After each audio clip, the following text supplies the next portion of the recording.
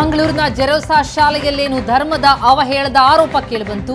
ಈಗ ಕಲಬುರಗಿ ವಿಭಾಗದ ಶಿಕ್ಷಣ ಇಲಾಖೆಯ ಅಪರ ಆಯುಕ್ತರಿಂದ ಈಗ ಇದಕ್ಕೆ ತನಿಖೆ, ಘಟನೆಯ ಬಗ್ಗೆ ತನಿಖೆಗೆ ರಾಜ್ಯ ಸರ್ಕಾರ ಆದೇಶ ಕೊಟ್ಟಿತ್ತು. ಹೀಗಾಗಿ ಮಂಗಳೂರಿನಲ್ಲಿ ತನಿಖೆ ಆರಂಭಿಸಿದ್ದಾರೆ ಅಪರ ಆಯುಕ್ತ ಡಾಕ್ಟರ್ ಆಕಾಶ್. ದಕ್ಷಿಣ ಕನ್ನಡದ ಡಿಡಿಪಿಐ ವೆಂಕಟೇಶ್ ಸುಬ್ರಾಯ್ ಪಟಗಾರ್ ಅವರಿಂದ ಮಾಹಿತಿಯನ್ನು ಸಂಗ್ರಹಿಸಲಾಗ್ತಾ ಇದ್ದು ಮಂಗಳೂರಿನ ಡಿಡಿಪಿಐ ಕಚೇರಿಯಲ್ಲಿ ಮಾಹಿತಿ ಸಂಗ್ರಹಿಸಿದ್ದಾರೆ. ಜೊತೆಗೆ ಮಕ್ಕಳ ಲಿಖಿತ ಹೇಳಿಕೆಯನ್ನು ಕೂಡ ಶಿಕ್ಷಣಾಧಿಕಾರಿಗಳು ದಾಖಲಿಸಿಕೊಂಡಿದ್ದಾರೆ. 7ನೇ ತರಗತಿಯ ಮಕ್ಕಳ ಪೋಷಕರ ಲಿಖಿತ ಹೇಳಿಕೆ ಕೂಡ ದಾಖಲಾಗಿದೆ. ಹಿಂದೂ, ಮುಸ್ಲಿಂ, ಕ್ರೈಸ್ತ ಎಲ್ಲ ಧರ್ಮೀಯ ಮಕ್ಕಳ ಜೊತೆ ಪೋಷಕರ ಲಿಖಿತ ಹೇಳಿಕೆಯನ್ನು ಕೂಡ ದಾಖಲಿಸಿಕೊಳ್ಳಲಾಗಿದೆ. ಮಕ್ಕಳ ಲಿಖಿತ ಹೇಳಿಕೆಯನ್ನ ದಾಖಲಿಸಿಕೊಳ್ಳಲಾಗಿದೆ. 7ನೇ ತರಗತಿ ಮಕ್ಕಳ ಪೋಷಕರ ಲಿಖಿತ ಹೇಳಿಕೆ, ಹಿಂದೂ, ಮುಸ್ಲಿಂ, ಕ್ರೈಸ್ತ ಮಕ್ಕಳ ಜೊತೆ ಅವರ ಹೇಳಿಕೆಯನ್ನ ದಾಖಲಿಸಿಕೊಳ್ಳಲಾಗಿದೆ. ಪೋಷಕರ ಹೇಳಿಕೆಯನ್ನು ಕೂಡ ಅಧಿಕಾರಿಗಳು ದಾಖಲಿಸಿಕೊಂಡಿದ್ದಾರೆ. 7ನೇ ತರಗತಿ ಮಕ್ಕಳ ಲಿಖಿತ ಹೇಳಿಕೆಯನ್ನ ಅಧಿಕಾರಿಗಳು ತೆಗೆದುಕೊಂಡಿದ್ದು ಈಗ ಈ ಪ್ರಕರಣದ ವಿಚಾರವಾಗಿ ತನಿಖೆ ನಡೀತಾ ಇದೆ. 7ನೇ ತರಗತಿ ಮಕ್ಕಳ ಪೋಷಕರ ಲಿಖಿತ ಹೇಳಿಕೆಯನ್ನ ಅಧಿಕಾರಿಗಳು ದಾಖಲಿಸಿಕೊಂಡಿದ್ದಾರೆ. ಈ ಪ್ರಕರಣದ ತನಿಖೆ ಆರಂಭ ಆಗಿದೆ. ಸಮಗ್ರ ತನಿಖೆಗೆ ರಾಜ್ಯ ಸರ್ಕಾರ ಆದೇಶವನ್ನ ಕೊಟ್ಟಿದ್ದು ತನಿಖೆ ಈಗ ನಡೀತಾ ಇದೆ. ಮಂಗಳೂರಿನ ಜೆರೋಸಾ ಶಾಲೆಯಲ್ಲಿ ಧರ್ಮದ ಅವಹೇಳನ ವಿಚಾರವಾಗಿ ಅಲ್ಲಿರುವ ವಿದ್ಯಾರ್ಥಿಗಳು ಮತ್ತು ಪೋಷಕರ ಹೇಳಿಕೆಯನ್ನು ಕೂಡ ಅಧಿಕಾರಿಗಳು ದಾಖಲಿಸಿಕೊಳ್ಳುತ್ತಿದ್ದಾರೆ. ಈ ಬಗ್ಗೆ ಹೆಚ್ಚಿನ ಡೀಟೇಲ್ಸ್ ಅನ್ನ ಕೊಡ್ತಾರೆ ನಮ್ಮ ಪ್ರತಿನಿಧಿ, ಮಂಗಳೂರು ಪ್ರತಿನಿಧಿ ಭರತ್ರಾಜ್ ಸಂಪರ್ಕದಲ್ಲಿದ್ದಾರೆ. ಭರತ್ರಾಜ್, ಬಹಳ ದೊಡ್ಡ ಚರ್ಚೆಗೀಡು ಮಾಡಿದ್ದಂತಹ ಪ್ರಕರಣ ಇದು. ಕಳೆದೊಂದು ವಾರದಿಂದ ಸದ್ದು ಮಾಡ್ತಾ ಇದೆ ಈ ಪ್ರಕರಣ. ಈಗ ಸರ್ಕಾರ ತನಿಖೆಗೆ ಆದೇಶ ಕೊಟ್ಟ ನಂತರ ತನಿಖೆ ಯಾವ ರೀತಿಯಾಗಿ ಅಲ್ಲಿ ನಡೀತಾ ಇದೆ?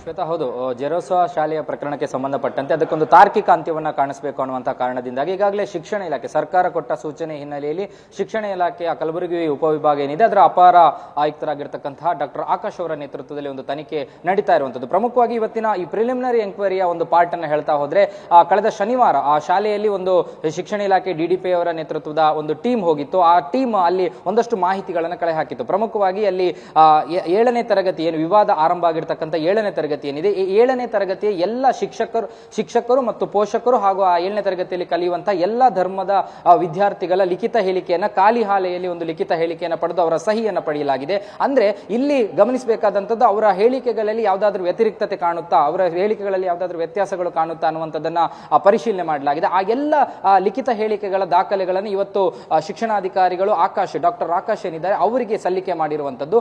ಆ ಹೇಳಿಕೆಗಳಲ್ಲಿ ಯಾವ್ಯಾವ ಹೇಳಿಕೆಗಳನ್ನ ಅಂದ್ರೆ ವಿದ್ಯಾರ್ಥಿಗಳು 7ನೇ ತರಗತಿ ವಿದ್ಯಾರ್ಥಿಗಳು ಕೊಟ್ಟಂತಹ ವರ್ಷನ್ ಏನಿದೆ, ಅದರ ಜೊತೆಗೆ ಅವರ ಮಕ್ಕಳ ಪೋಷಕರು ಕೊಟ್ಟಂತಹ ವರ್ಷನ್ ಏನಿದೆ, ಆ ಎರಡು ಹೇಳಿಕೆಗಳನ್ನು ಸಮಗ್ರವಾಗಿ ದಾಖಲು ಮಾಡಿಕೊಳ್ಳಲಾಗಿತ್ತು. ಆ ಎಲ್ಲ ವರದಿಗಳನ್ನು ಈಗ ಶಿಕ್ಷಣಾಧಿಕಾರಿಗಳಿಗೆ ಏನು ಆಕಾಶ್ ಅವರಿಗೆ ಸಲ್ಲಿಕೆ ಮಾಡಲಾಗಿದೆ. ಅದರ ಜೊತೆಗೆ ಇವತ್ತು ಒಂದಷ್ಟು ಆ ಒಂದು ಶಿಕ್ಷಣ ಸಂಸ್ಥೆಗೆ ಸೇರಿದಂತಹ ಶಿಕ್ಷಕರು ಮತ್ತು ಮುಖ್ಯ ಶಿಕ್ಷಕರು ಕೂಡ ಈ ಒಂದು ತನಿಖೆಗೆ ಆಗಮಿಸಿರುವಂತದ್ದು. ಅವರನ್ನ ಪ್ರತ್ಯೇಕವಾಗಿ ಕರೆದು ಅವರಲ್ಲಿ ವಿಚಾರಣೆಯನ್ನ ಮಾಡಲಾಗ್ತಾ ಇದೆ. ಯಾಕಂದ್ರೆ ಈ ಒಂದು ಶಾಲೆಯಲ್ಲಿ ಏನಾದರೂ ಇಂತಹ ವಿಚಾರಗಳೇನಾದರೂ ಆಗಿದೆಯಾ ಮತ್ತು ಈ ಸಿಸ್ಟರ್ ಪ್ರಭಾ ಏನಿದ್ದಾರೆ ಆ ಪ್ರಭಾ ಅವರ ಮೇಲೆ ಯಾವುದಾದ್ರೂ ಈ ಹಿಂದೆ ಈ ರೀತಿಯ ಆರೋಪಗಳಿತ್ತು. ಕಳೆದ 16 ವರ್ಷಗಳ ಕಾಲ ಆ ಶಿಕ್ಷಣ ಸಂಸ್ಥೆಯಲ್ಲಿ ಕೆಲಸವನ್ನು ನಿರ್ವಹಿಸಿದವರು ಮತ್ತು ಈ ಹಿಂದೆ ಇಂತಹ ಪ್ರಕರಣಗಳಲ್ಲಿ ಯಾವುದಾದ್ರೂ ಅವರ ಮೇಲೆ ಆರೋಪಗಳಿತ್ತ ಅನ್ನುವಂಥದ್ರ ಬಗ್ಗೆ ಅವರನ್ನ ಪ್ರತ್ಯೇಕವಾಗಿ ಕರೆದು ವಿಚಾರಣೆ ನಡೆಸುವಂತ ಕೆಲಸಗಳಾಗ್ತಾ ಇದೆ. ಆದರೆ ಇವತ್ತು ಯಾವುದೇ ಪೋಷಕರು ಅಥವಾ ಮಕ್ಕಳನ್ನ ಈ ಒಂದು ಜಾಗಕ್ಕೆ ಕರೀಲಿಲ್ಲ. ಆದರೆ ಕಳೆದ ಶನಿವಾರ ಅವರಿಂದ ಪಡೆಯಲಾದಂತ ಎಲ್ಲ ಲಿಖಿತ ಹೇಳಿಕೆಗಳೇನಿದೆ ಆ ಲಿಖಿತ ಹೇಳಿಕೆಗಳ ಆಧಾರದಲ್ಲಿ ಈ ತನಿಖೆಯನ್ನ ಪ್ರಿಲಿಮಿನರಿ ಇನ್ಕ್ವೈರಿಯನ್ನಷ್ಟೇ ಮಾಡ್ತಾ ಇದ್ದಾರೆ. ಹಾಗಾಗಿ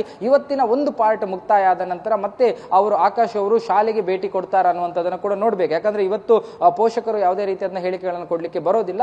ಹಾಗಾಗಿ ಇವತ್ತು ಶಿಕ್ಷಕರ ಮತ್ತು ಶಾಲಾ ಆಡಳಿತ ಮಂಡಳಿ ಮತ್ತು ಮುಖ್ಯ ಶಿಕ್ಷಕರು ಅದರ ಜೊತೆಗೆ ಮೊನ್ನೆ ಕೊಟ್ಟಂತಹ ಒಂದಷ್ಟು ದಾಖಲೆಗಳೇನಿದೆ ಅದರ ಆಧಾರದಲ್ಲಿ ನಡೀತಾ ಇರುವಂತದ್ದು. ಇದರ ಜೊತೆಗೆ ಒಂದಷ್ಟು ಮಂದಿ ಆ ಒಂದು ಶಿಕ್ಷಣ ಸಂಸ್ಥೆಯಲ್ಲಿ ಪ್ರಮುಖವಾಗಿ ಆ ತರಗತಿಯಲ್ಲಿ ಸಿಸಿ ಕ್ಯಾಮೆರಾ ಫುಟೇಜ್ ಇದೆ ಅನ್ನುವಂಥದ್ದು, ಅಂದ್ರೆ ಇನ್ ಆಡಿಯೋ ಸಿಸಿ ಕ್ಯಾಮೆರಾ ಇರುವಂತದ್ದು ಅನ್ನುವಂಥ ಒಂದು ಉಲ್ಲೇಖಗಳನ್ನ ಕೂಡ ಮಾಡಿದ್ದಾರೆ. ಅದರ ಜೊತೆಗೆ ಅವರು ಕೊಟ್ಟಂತ ಒಂದಷ್ಟು ದೂರಿನಲ್ಲೂ ಕೂಡ ಕೂಡ ಲಿಖಿತವಾಗಿ ಮೌಖಿಕವಾಗಿ ಉಲ್ಲೇಖ ಮಾಡಿದ್ದಾರೆ. ಹಾಗಾಗಿ ಅದರ ಬಗ್ಗೆ ತನಿಖೆಗಳು ಆಗುತ್ತಾ ಅನ್ನುವಂಥದ್ದು ಪ್ರಶ್ನೆಗಳು ಕೂಡ ಎದ್ದಿರುವಂಥದ್ದು. ಹೀಗಾಗಿ ಎಲ್ಲ ತನಿಖೆಗಳನ್ನು ಸಮಗ್ರವಾಗಿ ನಡೆಸಬೇಕಾಗುತ್ತೆ. ಸ್ವತಃ ಡಾಕ್ಟರ್ ಆಕಾಶ್ ತನಿಖಾಧಿಕಾರಿ ಏನಿದ್ದಾರೆ, IAS ಅಧಿಕಾರಿ, ಅವರ ನೇತೃತ್ವದಲ್ಲಿ ನಡೆಯುವಂತಹ ತನಿಖೆಯಲ್ಲಿ ಎಲ್ಲವನ್ನ ಕೂಡ ಸಮಗ್ರವಾಗಿ ಪರಿಶೀಲನೆ ನಡೆಸಲಾಗ್ತಾ ಇದೆ. ಅಂದ್ರೆ ಯಾವುದೇ ಹೇಳಿಕೆಗಳನ್ನ, ಯಾವುದೇ ವಿದ್ಯಾರ್ಥಿಗಳು ಕೊಡುವಂತ ಹೇಳಿಕೆಗಳಾಗಿರ್ಬೋದು, ಪೋಷಕರು ಕೊಡುವಂತ ಹೇಳಿಕೆಗಳಾಗಿರ್ಬೋದು, ಅಥವಾ ತದ್ವಿರುದ್ಧವಾಗಿ ಯಾವ್ದಾದ್ರು ವ್ಯತ್ಯಾಸಗಳು ಕಂಡು ಬರುತ್ತಾ ಅನ್ನುವಂಥದ್ದನ್ನ ಗಮನಕ್ಕೆ ತೆಗೆದುಕೊಳ್ಳಲಾಗ್ತಾ ಇರುವಂತದ್ದು.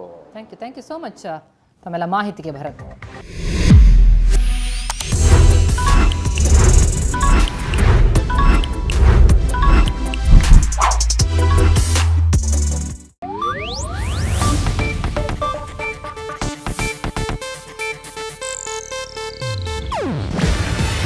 ಇದು ಏಷ್ಯಾನೆಟ್ ನ್ಯೂಸ್ ನೆಟ್ವರ್ಕ್ ಪ್ರಸ್ತುತಿ. ನೀವು ನೋಡ್ತಿದ್ದೀರಾ ಏಷ್ಯಾನೆಟ್ ಸುವರ್ಣ ನ್ಯೂಸ್.